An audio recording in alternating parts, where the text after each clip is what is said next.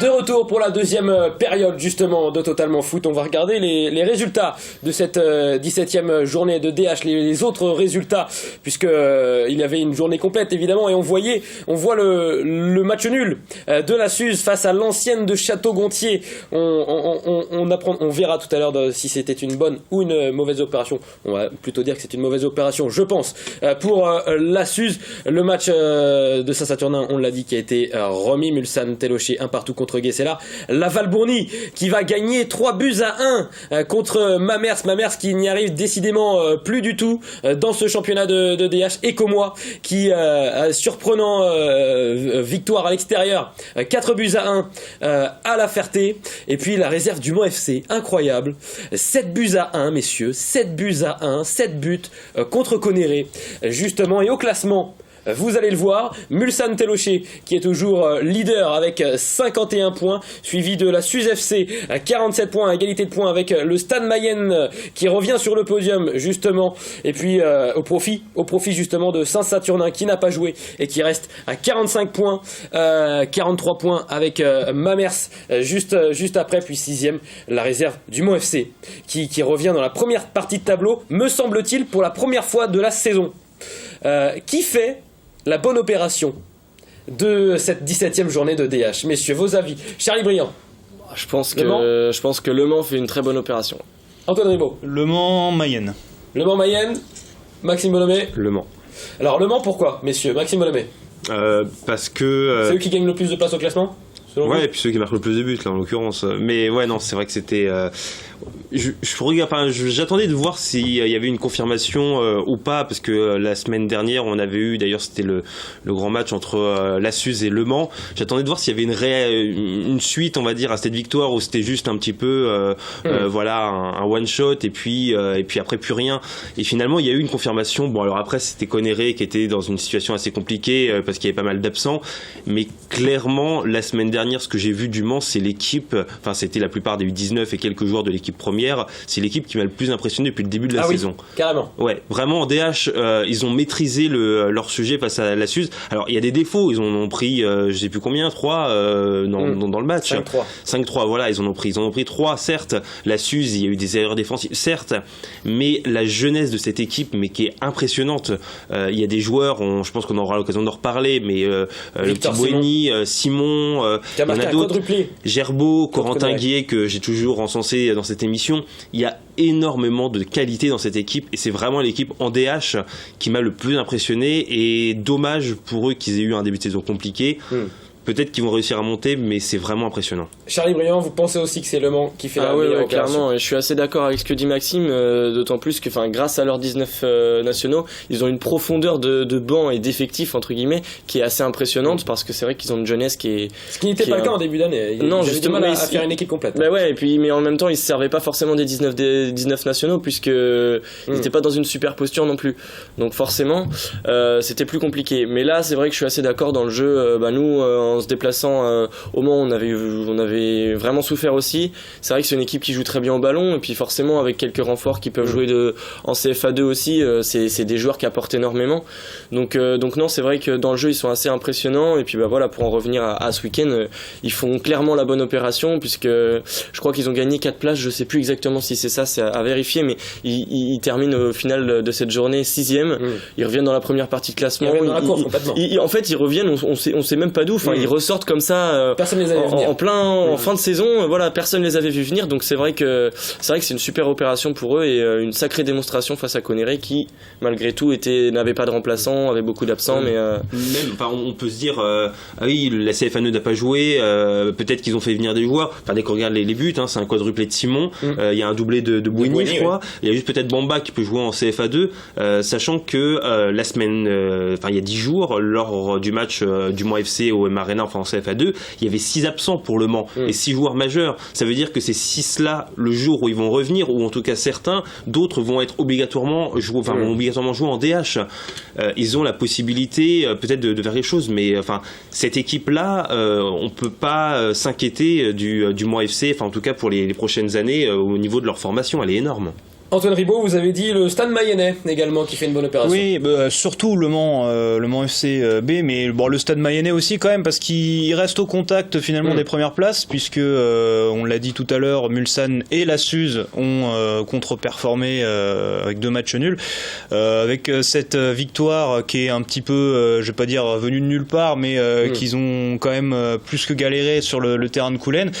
C'est sûr que c'est moins impressionnant en termes de jeu que le Mans, ça c'est moins qu'on puisse dire, mais finalement ils sont 3e et voilà. Ils sont là.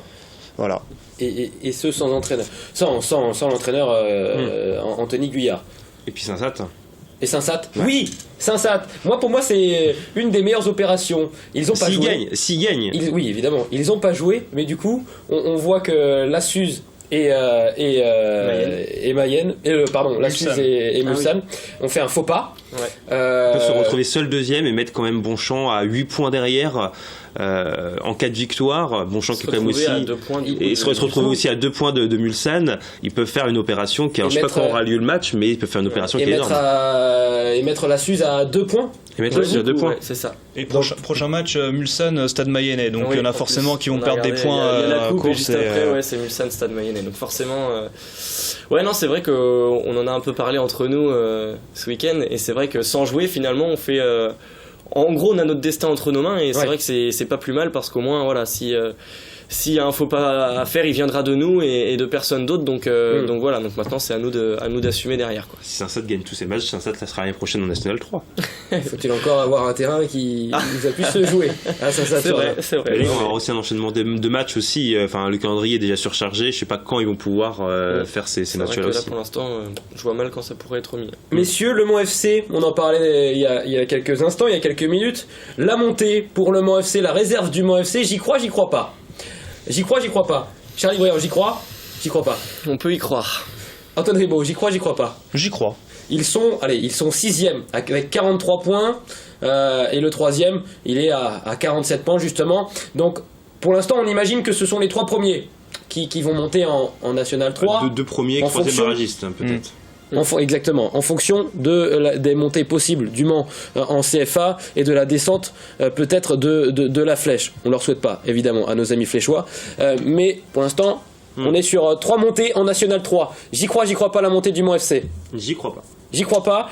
Antoine Ribaud. Moi j'ai dit j'y crois tout simplement parce que Non, attendez. Et pas d'explication, il y a un petit duel parce qu'il y a des accords. Et oui messieurs, c'est Maxime Bonomé qui a provoqué le duel. En régie, ils vont mettre les 30 secondes, à mon avis. Dans quelques instants, préparez vos arguments, messieurs. Est-ce qu'en régie, on est prêt pour faire un petit duel, un petit match? Oui, c'est prêt. Attention, Maxime, vous ne croyez pas en la montée du Mans FC en National 3 la saison prochaine? Non, pourquoi? C'est parce qu'il y a les 19 nationaux, peut-être qu'ils vont vouloir essayer de se maintenir aussi, et la plupart des joueurs d'ailleurs que j'ai cités tout à l'heure sont des 19 nationaux. C'est une équipe qui est aussi assez jeune, malgré tout, il faut aussi le remarquer. Il y a l'équipe première, ça va être la priorité du club, parce que même s'ils sont en tête pour le moment, c'est pas sûr qu'ils montent, il faut aller assurer cette montée. Et puis voilà, il y a aussi des équipes quand même derrière. La Suze ne va pas forcément très très bien, mais vont peut-être revenir. Mulsanne aussi, il y a Saint-Satt, il y a Mayenne, il y a beaucoup de monde devant. Parfait, toujours dans les règles, Maxime Bonomé, toujours aussi impressionnant dans ses arguments. Antoine Ribaud, allez-vous être aussi impressionnant que Maxime Bonomé? Vous pensez que oui, le Mans FC peut monter en National 3 la saison prochaine? Vous avez 30 secondes pour nous convaincre. Moi je dis oui tout simplement parce que comme on l'a dit tout à l'heure, il y a eu une génération qui est quand même assez extraordinaire, et puis comme l'a dit Maxime, devant ça a du mal à enchaîner les bonnes performances. On a vu Mulsanne qui fait des contre-performances, la Suze est pareil. Et puis voilà, le Mans ils sont sur une bonne dynamique, et puis est-ce que finalement le projet du Mans FC c'est pas de faire le double ascenseur entre CFA2, National 2, etc. Donc moi j'y crois bien. Parfait, aussi dans les temps, vous avez 2 secondes, Charlie Briand, pour nous donner votre avis et à qui vous donnez le point, puisque vous n'avez pas participé au duel.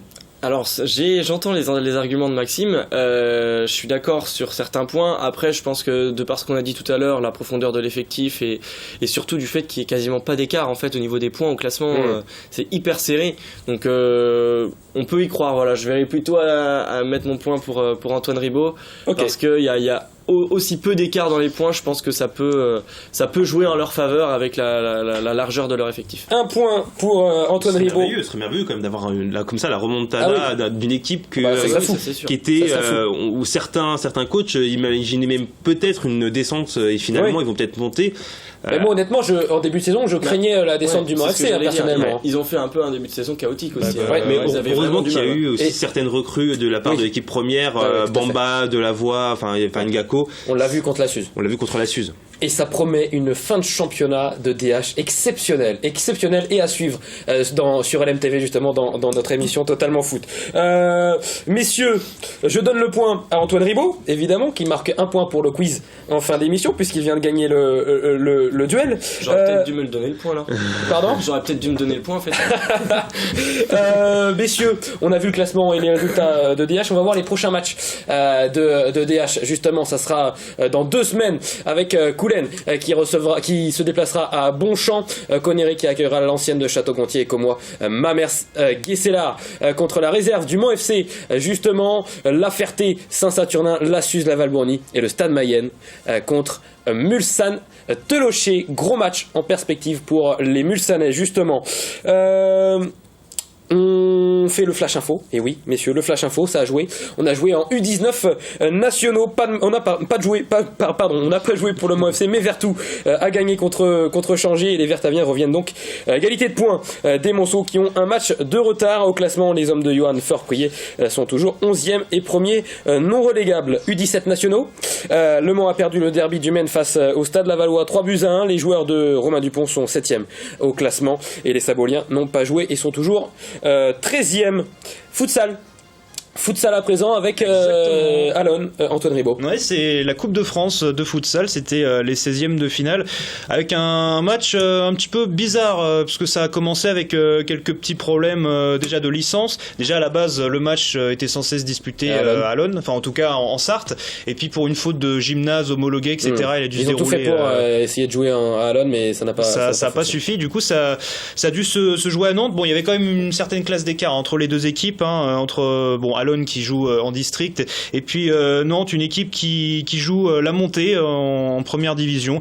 Donc voilà, bon, le score final est quand même assez lourd. On a eu 10 bonnes premières minutes des Alonnais qui ont quand même bien tenu cette équipe nantaise. Bon, au final le score assez lourd, 12-3 quand même, mais c'est un bon souvenir apparemment de ce que j'ai pu lire. Beau parcours et bon souvenir pour l'équipe d'Alon. On va regarder les classements de la CFA2.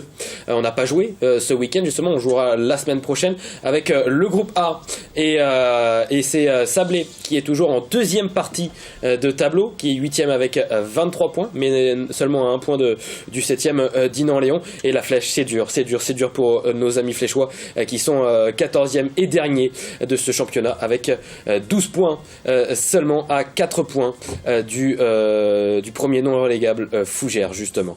Les prochains matchs de ce groupe A de CFA2 avec la Flèche qui accueillera l'Agnon et le Sablé FC qui accueillera la réserve brestoise. Messieurs, ça sera la semaine prochaine. Un petit pronostic pour Sablé FC contre la réserve de Brest. Sablé face à la réserve ils s'en sortent bien en ce moment. Sablé contre des réserves, c'est des équipes qui aiment bien jouer parce que la plupart du temps jeunes, qui ont envie de faire du jeu et qui sont pas tous en défense, où là c'est un peu plus compliqué pour Sablé. Donc je dirais une victoire de Sablé. Victoire de Sablé. Antoine Ribaud. Pour Sablé, moi je dirais match nul. Je trouve que Sablé c'est un petit peu du mal en ce moment. Pour la Flèche, victoire 1-0 de la Flèche. Pour la Flèche, victoire 1-0 contre l'Agnon, match de la dernière chance. Donc, Et le score pour la Sablé ? 1 partout. 1 partout. Charlie Briand, Sablé. Bah moi je pense que Sablé, je suis assez d'accord avec Maxime, je pense que Sablé peut gagner ce match parce qu'en ce moment ça leur réussit pas trop mal les réserves. Je vois une victoire 1-0, petite victoire mais une victoire qui va faire du bien quand même. Ouais, c'est ça. La Flèche, je vous ai pas demandé votre avis Maxime Bonhomet sur la Flèche. Match important pour la Flèche. Match important pour la Flèche. Dès qu'on est en crise de confiance comme ça, c'est difficile de retrouver la victoire, surtout sur des matchs importants. Je dirais match nul, 1 partout. Maxime Charlie Moyen, pardon, excusez-moi. Moi, j'ai du mal à croire. J'ai du mal à croire parce qu'ils ont un peu de mal. Ils ont du mal depuis le début de saison. Voilà, on va pas se le cacher. Et, bon, j'espère pour eux qu'ils vont gagner, mais je vois quand même une courte défaite. Je dirais 2-1, quoi. Ouais, je dirais 2-1. Défaite 2-1. Le classement du groupe B, celui du Mans FC. Le Mans FC est toujours leader de ce groupe B, justement, avec 4 points d'avance sur son dauphin Saint-Privé-Saint-Hilaire, suivi d'Avoine-Chinon avec 27 points. Blois-Aubervilliers, la réserve caennaise, qui sera le prochain adversaire du Mans FC, la réserve de Tours. Et en bas de classement, on retrouve Dreux et la réserve d'Avranches. Les prochains matchs, justement, je viens de le dire, le Mans FC qui se déplacera à Caen, ça sera dimanche prochain, et Saint-Privé-Saint-Hilaire qui ira à Dreux, et Avoine-Chinon qui accueillera Ouassel. Messieurs, pronostics pour le match important, pour confirmer, du Mans FC. Le Mans FC va-t-il gagner sa 6e victoire consécutive en 2017? Vos avis, Maxime Bonhomé? Victoire 1-0. Victoire 1-0, prenez pas de risque. C'est vrai que les 5 dernières victoires, les 5 victoires consécutives du Mans FC ont été faites sur le même score, c'est-à-dire 1-0.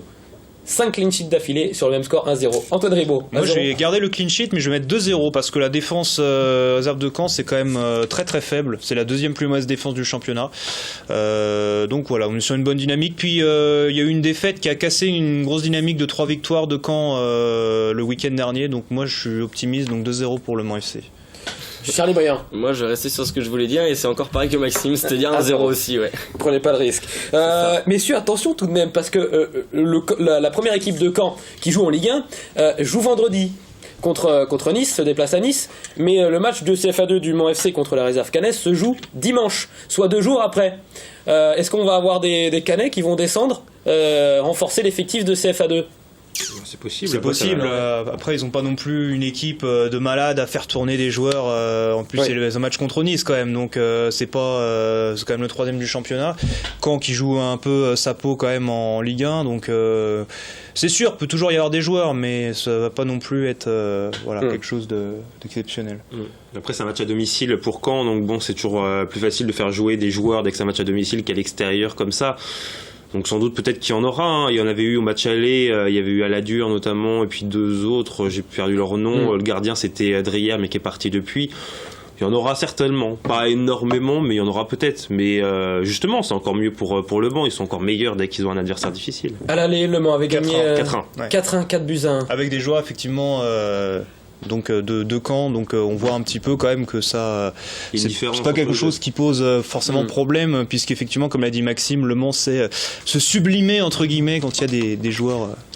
On a des retours de blessures ou pas, Maxime Bonhomme? Est-ce que Vincent Créin sera de retour dimanche prochain? Charles Désiré avait dit en conférence de presse qu'il y en aurait sans doute, donc on l'espère, sans doute pas Stéphane Vincent. Il y aura la possibilité d'avoir Cédric Mensah, il espère Vincent Créin, après ça va être à voir avec d'autres. Kébé peut-être. Kébé aussi, mais bon, vu maintenant l'effectif qu'il y a, on l'a vu, hein, avec 6 absents, ils ont quand même réussi à faire de bonnes performances. Donc je pense que il y aura quelques retours, et ça sera bien sûr mieux, sachant qu'il avait eu l'occasion de faire jouer genre Simaga ou autre avec l'équipe réserve là il y a 2 semaines. Moi je vois un 2-1 pour le Mans FC avec un but de Kader Bamba. D'accord. Et un but. Pardon? À la combienième? À la 20e minute de jeu. Ouais. Il sera titulaire, Kader Bamba. Et un 2e but du Mans qui arrivera à la 70e minute de jeu après l'égalisation caennaise, et qui sera inscrit par Vincent Créin pour son retour. Est-ce qu'on a les images de grand format? Pas encore, mais on fera le débrief justement la semaine prochaine de ce match, évidemment. Courte page de publicité, on se retrouve pour la 3e et dernière partie de cette émission. On parlera de la Coupe du Maine et également du match du PSG contre Barcelone. Ça sera mardi. À tout de suite pour la 3e partie de Totalement Foot.